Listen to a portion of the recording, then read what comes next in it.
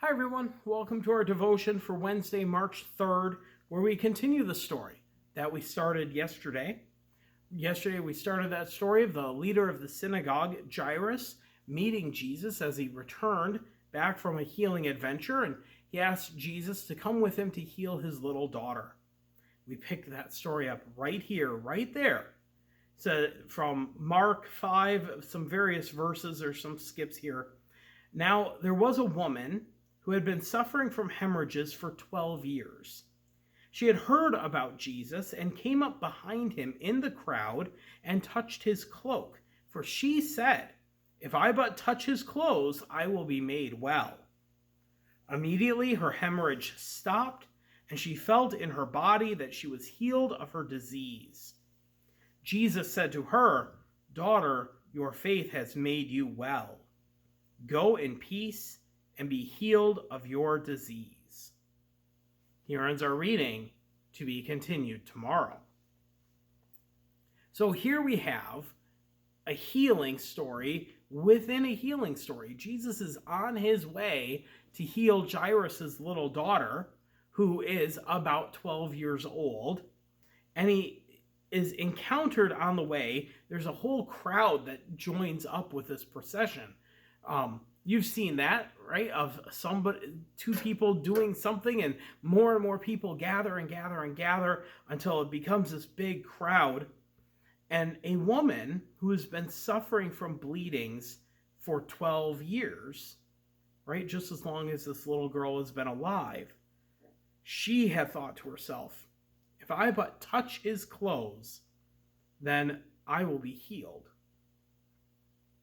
Right? In that culture, in that world, a bleeding disorder was punishment from God, and it was ritual uncleanliness, which meant that you couldn't go to the synagogue, you couldn't go to the temple, you weren't supposed to be around anybody at all, you had to be on your own. There are all kinds of rules and structures about how this is supposed to play out. And so for this would have been a long 12 years for this woman who's bleeding.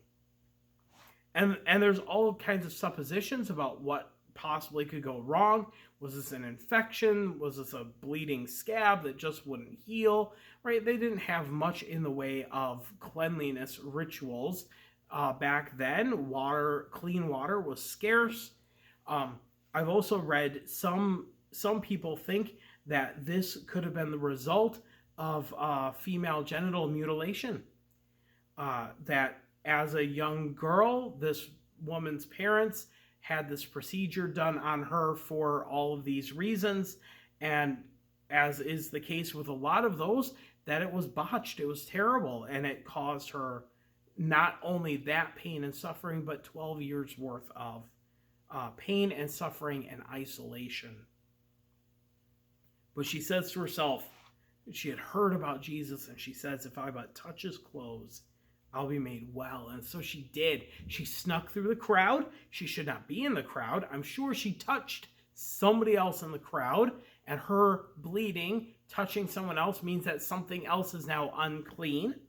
And indeed, touching Jesus's clothes is supposed to make Jesus unclean, right? The uncleanliness is a contamination that flows out of her. But I love the way that the story goes, because Jesus doesn't become unclean by an unclean person touching him. Jesus's cleanliness, Jesus's healing, Jesus's life infects her, right? The infection goes backwards, and she is healed, right? Her faith made her well, and then she is healed, right? She trusted in Jesus. She trusted in the one who could help her. And in that process, she is made well, and she is given his peace, and she is given healing. And sometimes we don't get all three. Sometimes we don't get healing, but we get peace and we get wellness. Sometimes we get wellness even though we didn't get healing, right? Sometimes we don't get all three. She got all three in this encounter, in this interruption. And then we'll see tomorrow how the story goes even more. Let's close in prayer. Holy One, we are humbled by your passion to confront the forces that demean and diminish us. Thank you for stories of faith that show the power of your redeeming love. Bless us with hope that is greater than fear and despair. Amen. And God bless you today.